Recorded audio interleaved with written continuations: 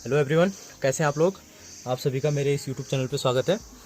हम यहाँ पे आज बात करेंगे क्लास 9th की जो मैथ्स है उसकी मैंने एनसीईआरटी बुक ली है और यहाँ पे चैप्टर नंबर हमारे पास 6th वाला चैप्टर है और जिसके नेम है आपका लाइंस एंड एंगल्स। ठीक है, तो हम यहाँ पे बात करेंगे line and angle chapter number 6। और इस वीडियो को आगे करने से पहले अगर आप लोग मेरे चैनल पर नए हैं तो मेरे चैनल को सब्सक्राइब कीजिए, लाइक कीजिए और ज़्यादा से ज़्यादा इसको शेयर कीजिए। ठीक है, तो यहाँ पे हम देखेंगे कि लाइंस।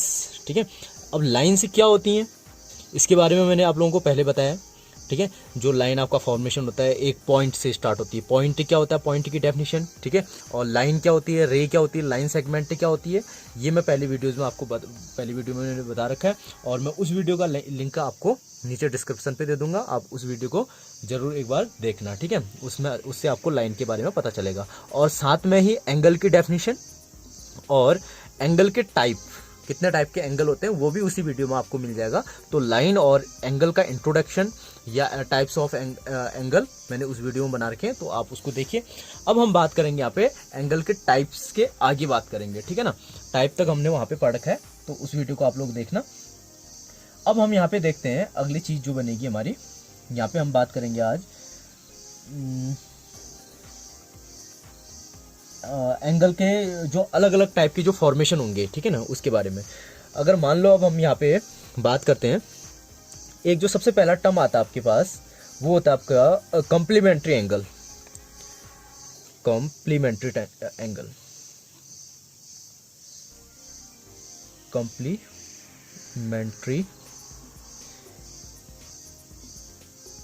एंगल। कॉम्प्लीमेंट्री एंगल किसको बोलेंगे सबसे पहली चीज। ठीक है ना, इससे पहले वाली वीडियो में आप लोग जरूर देखें, उसमें टाइप्स ऑफ एंगल जितने भी होंगे आपके, जीरो एंगल, ठीक है, एक्यूट एंगल, ऑब्टूज एंगल, वो सारी चीज़ें आपको उसमें मिल जाएंगी। अब यहाँ पे हम उससे आगे बढ़ेंगे, कॉम्प्लीमेंट्री एंगल हम बात करेंगे। कॉम्प्लीमेंट्री एंगल क्या होगा आपका, देखिए जरा ध्यान से देखना इसको। जब कोई भी दो एंगलों का सम, ठीक है ना, कॉम्प्लीमेंट्री क्या होते हैं, जब किसी भी दो एंगलों को आप क्या करोगे, सम करोगे, तो उसका जो सम्मेशन होगा कितना आना चाहिए, 90 आना चाहिए। ठीक है, देखो जैसे हम बात करें, एक एंगल हमने ले लिया ये वाला एंगल, ठीक है, और दूसरा एंगल मैं बोलूं यहाँ पे, इसको मैंने मान लिया 40, ठीक है, और दूसरा एंगल मैंने ले लिया ये 40 आपका नहीं लग रहा है, 50 मान लो इसको, और ये वाला 40। एक एंगल आपका बना कौन सा, ये वाला AOB, दूसरा बना BOC, ये वाला एंगल। इन दोनों एंगलों को अगर आप ऐड करते हो तो कितना आता है आपका, 90 आएगा। ठीक है ना, तो ये दोनों एंगल आपस में क्या होंगे, फिर एक दूसरे के कॉम्प्लीमेंट्री होंगे। समझ में आया ना, तो कॉम्प्लीमेंट्री एंगल किसको बोलेंगे, जब भी आपका क्या होगा, दो एंगलों को सम करके कितना आएगा आपका, 90 बनता है, उसको बोलते हैं complementary angle. Sum of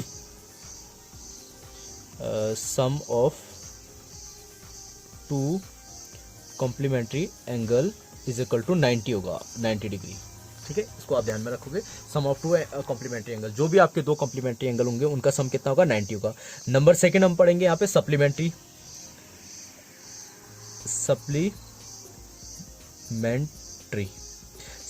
angle.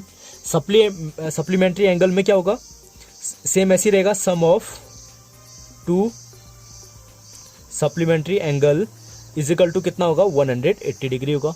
Means आप सप्लीमेंट्री एंगल को कैसे बनेंगे, फिर आपके देखो, ये आपके एक लाइन है, एक एंगल ऐसे, इसको मान लो आप कितना 60 मान लेते हैं, और ये आपका 120 डिग्री, इन दोनों को ऐड करोगे 180। तो इसका मतलब आपका क्या होगा, फिर ये वाला एंगल और ये वाला एंगल, ये दोनों एंगल आपस में क्या होंगे, एक दूसरे के सप्लीमेंट्री। आपको सिंपल सा इतना याद रखना है, जब दो एंगलों को ऐड करते हैं तो 90 आता है, तो वो कॉम्प्लीमेंट्री एंगल होते हैं। दो एंगलों को ऐड करके जब आपका 180 बनता है तो उसको सप्लीमेंट्री एंगल बोला जाता है। ठीक है, ये अब जो अगली चीज हमारे पास होगी नंबर थर्ड, वो होगा आपका adjacent angle. Adjacent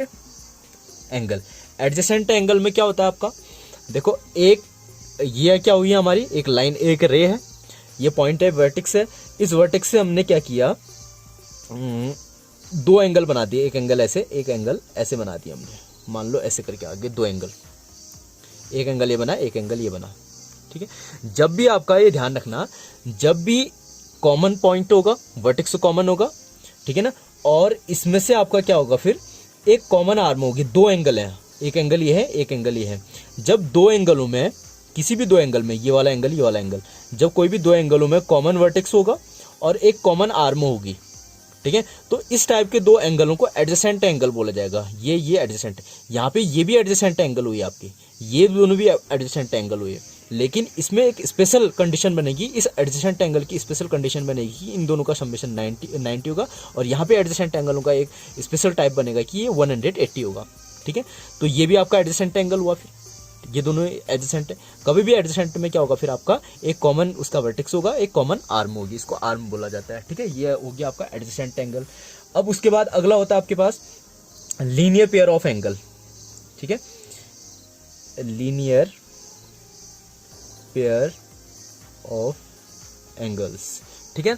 linear pair of angle में क्या होगा, एक स्ट्रेट लाइन होगी, क्या होगी, एक स्ट्रेट लाइन, उस स्ट्रेट लाइन में कोई भी एक ऊपर को एक रे गई होगी ऐसे। जब भी आप याद रखना, जब भी किसी भी एक स्ट्रेट एंगल, किसी भी दो, सिंपल सा हम ये भी बोल सकते हैं कि अगर दो एंगलों को ऐड करें तो आपका 180 अगर आ रहा है तो वो आपका बना रहा है लीनियर पेयर बनाता है। क्या बनाएगा वो, लीनियर पेयर बनाएगा, मीन्स इस वाले एंगल को इस वाले एंगल को ऐड करो 180 आएगा, लीनियर पेयर बना।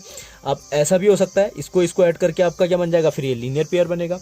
ऐसा भी लिख सकता है कहीं पे फिगर में आपका ये दिया होगा, ठीक है, ये सीधी लाइन होगी, सीधी लाइन को दो पार्टों में कट गया आपका, एक एंगल इधर एक एंगल इधर, तो ये भी आपका क्या बना, फिर लीनियर पेयर बनेगा, ठीक है ना। लीनियर पेयर ऑफ एंगल किसको बोलेंगे, जहां पर भी दो एंगलों का सम, एक स्ट्रेट लाइन में दो एंगल बन रहे होंगे, उनको सम करके 180 बनता है, तो आपका लीनियर पेयर हो जाएगा, ठीक है। ये क्लियर हो गया। अगली चीज हम पढ़ते हैं यहाँ पे, वो आएगा आपका, अगर आपके पास देखो एक लाइन ये है, ठीक है, दूसरी लाइन ये है, दो लाइनों ने एक दूसरे को कट किया, ठीक है। अब दो लाइनों ने एक दूसरे को कट किया तो यहां पे आपके देखो कितने एंगल बने, 1 2 3 4 एंगल बन रहे हैं, ये बीच में इसका सेंटर है, ओ 4 एंगल बने। अब इसका मुंह देखो ऐसे करके, और ये एक दूसरे के क्या है, अपोजिट है, ठीक है ना। ये वाला एंगल देखो, एक का मुंह कहां को खुला है, ऊपर को खुला है, और ठीक इसी का एक का मुंह कहां को खुला है, नीचे को खुला है। जब दो लाइन एक दूसरे को इंटरसेक्ट करेंगी किसी एक कॉमन पॉइंट पे, वहां पे जो आपके ऐसे करके दो एंगल बनेंगे, एक ये वाला एंगल, ये वाला एंगल, इन दोनों एंगलों को क्या बोलते हैं, इसके वर्टिकल अपोजिट एंगल। क्या बोलेंगे इसको, वर्टिकली अपोजिट एंगल, ठीक है ना। क्या हुए आपके वर्टिकली अपोजिट एंगल। और हमेशा याद रखोगे वर्टिकली अपोजिट एंगल आपस में क्या होते हैं, are equal. Vertically opposite angle क्या होंगे, इक्वल होंगे, मीन्स जितना ही होगा, अगर आपका ये होता है कोई भी एंगल ले लो, 80 का एंगल ले लो, 80 डिग्री, तो ये भी 80 है तो ये भी 80 होगा, जितने का एंगल ये वाला होगा ऊपर वाले का, उतना ही का ये भी होगा। तो यहाँ पे जब भी आपका इंटरसेक्टिंग करते हैं तो दो pair of vertical opposite angle बनते हैं, एक ये वाला, ये दो भी आपके वर्टिकल अपोजिट होंगे, ये दो भी। अब ये दोनों इक्वल हो ये जरूरी नहीं है आपका, ठीक है, वर्टिकल वाले अपोजिट इक्वल होंगे, मीन्स ये वाला हमेशा बराबर होगा, ये वाला हमेशा बराबर रहेगा, ठीक है। तो आपको ये पॉइंट भी नोट करना है, ये ध्यान में रखना है, ठीक है। तो इतना हो गया। अगला जो आपका बनेगा इंटरसेक्टिंग लाइन। अब हमने यहाँ पे बात की कि जो आपकी लाइनें क्या कर रही थी, इंटरसेक्ट बोला था मैंने, इंटरसेक्ट का मीन्स क्या हुआ आपका, एक दूसरे को कट करना, ठीक है ना। अब जब भी आपके पास दो लाइनें एक दूसरे को कट करती हैं तो वो क्या करेगी, फिर यही फॉर्म करेगी, ठीक है ना। अब इसको बोलेंगे इंटरसेक्टिंग लाइन। जब भी दो लाइनों ने एक दूसरे को कट किया किसी फिक्स पॉइंट पे, इसको बोला जाएगा, क्या बोला जाएगा, इंटरसेक्टिंग लाइंस। इसको क्या बोला जाएगा आपका, इंटरसेक्टिंग लाइंस, ठीक है ना। क्लियर हो गया ये चीज। अब दूसरी चीज आपकी क्या होगी, दो लाइन आपकी, एक लाइन ऐसे है और दूसरी लाइन ये है। अब ये दो लाइनें एक दूसरे को कट नहीं करेंगे कभी भी। एक कंडीशन क्या थी, दोनों लाइनों ने एक दूसरे को कट कर दिया, इंटरसेक्टिंग लाइन बोला जाएगा। अब हमारे पास क्या आएगा कि दो लाइनें कभी एक दूसरे को कट नहीं करेंगे। आप इसको इनफाइनाइटली कितना भी बढ़ा दो आगे तक, इसको भी बढ़ाते जाओ, इधर भी बढ़ाते जाओ, इधर भी, लेकिन ये एक दूसरे को कट नहीं करती हैं, पहली कंडीशन। दूसरी कंडीशन, यहाँ पे अब कहीं पर भी आप ले चलो, उसकी डिस्टेंस क्या होती है, इक्वल। अगर ये 1 सेंटीमीटर है, 1 सेंटीमीटर सब बराबर क्या होंगे, हर जगह क्या होगा, इसका 1 सेंटीमीटर होगा। तो इस टाइप के लाइन को हम क्या बोलेंगे, नॉन इंटरसेक्टिंग लाइन या पैरेलल लाइन। पैरेलल लाइन समझ में आया ना। पैरेलल लाइंस क्या होती है, वो लाइनें जो एक दूसरे को इंटरसेक्ट नहीं करती हैं, एक दूसरे को नहीं काटती हैं, और उसके एवरी पॉइंट पे, उनके एवरी पॉइंट, उन दोनों लाइनों के एवरी किसी भी पॉइंट पे उनकी जो डिस्टेंस होगी वो क्या होगी, सेम होगी या इक्वल होगी, उसको बोलेंगे पैरेलल लाइन, ठीक है ना। अगर आप ये बोलोगे कि वो लाइनें एक दूसरे को नहीं काटती हैं, अगर हमने बोला कि अगर ऐसे बन दिया तो क्या ये पैरेलल लाइनें हुई? एक कंडीशन तो अगर हमने देखा कि ये दोनों ने हमारे पास एक काटा तो है नहीं यहाँ पे, ठीक है ना, लेकिन ये पैरेलल भी नहीं है फिर आपकी। क्यों नहीं है? क्योंकि काटा तो नहीं है। सिंपल सा हम ये नहीं बोल सकते कि पैरेलल लाइन एक दूसरे को काटेगी नहीं, ठीक है। साथ में ये भी बोलना पड़ेगा कि पैरेलल लाइन एक दूसरे को काटती नहीं है और उसकी हर पॉइंट पे, एवरी पॉइंट पे उसकी डिस्टेंस क्या होती है? इक्वल होती है। जैसे ये है, कहीं भी आपका डिस्टेंस इक्वल, लेकिन ये आपकी पैरेलल लाइन नहीं है। इसने काटा तो नहीं है, इंटरसेक्टर तो किया नहीं है आपका, इंटरसेक्टिंग लाइन नहीं है ये, लेकिन पैरेलल भी नहीं है। It is non intersecting non parallel line. ये आपका इंटरसेक्टिंग भी नहीं है और पैरेलल भी नहीं है, ठीक है ना। क्यों नहीं है पैरेलल? क्योंकि यहाँ पे आपका डिस्टेंस अलग है और यहाँ पे इसका डिस्टेंस अलग है, ठीक है। तो समझ में आया ना, इंटरसेक्टिंग लाइन जो एक दूसरे को कट करेगी, कहीं भी कट कर सकती है। मान लो ये है, ये ऐसे भी हो सकती है आपकी, ये हो सकती है आपकी, ऐसे भी हो सकती है लाइन, ठीक है। ये इंटरसेक्टिंग लाइन है। पैरेलल लाइन क्या होगी? जो एक दूसरे को ना तो काटेंगी, ठीक है, पहली कंडीशन। और दूसरी कंडीशन क्या होगी कि एवरी पॉइंट पे उसका डिस्टेंस क्या होगा? सेम होगा, ठीक है, पैरेलल पे। और दूसरा होता है नॉन इंटरसेक्टिंग, जो एक दूसरे को काट भी नहीं रही है और पैरेलल भी नहीं हो रही है, ठीक है। तो ये हमारे पास लाइंस के इसके टाइप्स। ये एंगलों का फॉर्मेशन था, adjacent, supplementary, complementary, vertically opposite angles वगैरह, ठीक है। लीनियर पेयर एंगल हो गया, और ये लाइन का इंटरसेक्टिंग, नॉन इंटरसेक्टिंग लाइन, ठीक है। अब हम बात करते हैं यहाँ पे pair of angle, pairs of angle, एंगलों का पेयर। पेयर मतलब जोड़ा, दो एंगल, ठीक है ना। अब उनका पेयर क्या होता है? अब यहाँ पे आपका एक्सियम है, आप एक्सियम देखोगे बुक में, तो यहाँ पे पहला जो एक्सियम बोलता है 6.1 है, if a ray stand on a line. अब मान लो एक आपके पास क्या है, एक लाइन है। इस लाइन पे अगर आप क्या करो, एक रे को स्टैंड कर दो, ऊपर को खड़ा कर दिया हमने, ठीक है ना। If a ray stand on a line, then the sum of two adjacent angle so formed is 180। थोड़ी देर पहले हमने ऊपर पे पढ़ा था ये एक्सियम को, इसी टॉपिक को। अगर एक लाइन है, उस लाइन पे ऊपर को एक लाइन, दूसरी लाइन आपकी एक रे खड़ी हो रखी है, ये पूरी लाइन हुई, ये रे हुई, ठीक है। एक लाइन पे आपकी एक रे है, और रे ने क्या किया, इसके दो एंगलों को जब डिवाइड किया, तो इसके जो दो एंगल फॉर्म्ड होते हैं, इन दोनों एंगलों का सम कितना होगा? वो होगा 180 होगा। मीन्स ये वाला एंगल, इसको ए बोल दिया, इसको बी बोल दिया, मान लिया, तो angle A plus angle B is equal to 180 होगा। ये हमेशा होगा, ये आपको याद रखना है, ठीक है। ये पहला एक्सियम था आपका। अब इसमें दूसरा एक्सियम आएगा, if the sum of two adjacent angle is 180। मान लो एक एंगल ये है, ठीक है, दूसरा एंगल ये है, दोनों के दोनों एंगल क्या हैं आपके? एडजेसेंट हैं। एडजेसेंट एंगल क्यों है? कैसे बोला मैंने एडजेसेंट एंगल? एडजेसेंट एंगल में क्या होगा, ये जो पॉइंट होगा, ये दोनों, एक एंगल ये है, एक एंगल ये है, दो एंगल हैं, दो एंगल आपके एडजेसेंट कब होते हैं? ऊपर डेफिनेशन में हमने देखा था, जब उनमें क्या होगा, दोनों एंगलों में एक कॉमन वर्टेक्स होगा और एक कॉमन आर्म होगी, ठीक है, तब आपके क्या होते हैं? एडजेसेंट एंगल होते हैं। और अगर एडजेसेंट एंगलों का सम, ये दोनों एडजेसेंट एंगल थे, पहली कंडीशन। दूसरी कंडीशन की, अगर इन दोनों एडजेसेंट एंगल का सम कितना होता है? 180। अगर इसको जोड़ोगे 180 आएगा, तब आप बोल सकते हो कि ये क्या बनेगी? एक स्ट्रेट लाइन बनेगी, ठीक है ना।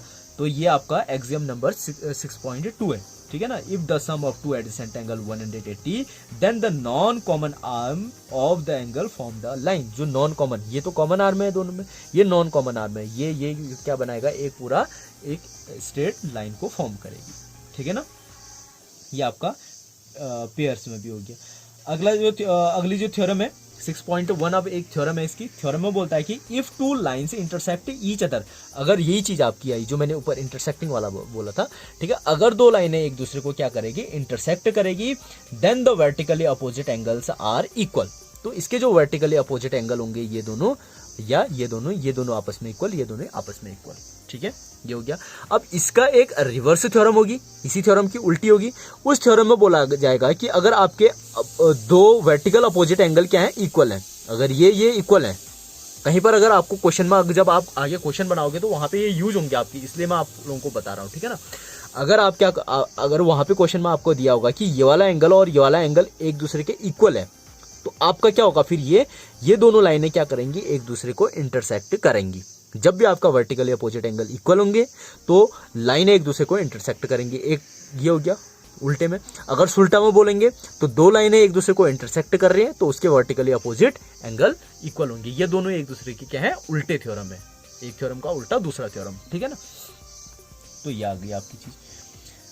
अगला क्या है इसका पॉइंट, ठीक है। अगले इसके फिर एग्जाम्पल दे रखे हैं, आप लोग इसके एग्जाम्पल देखना।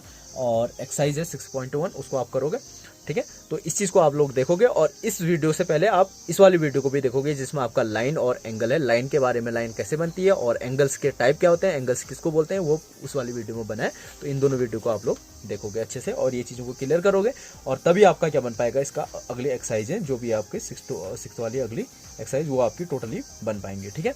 Okay, thank you.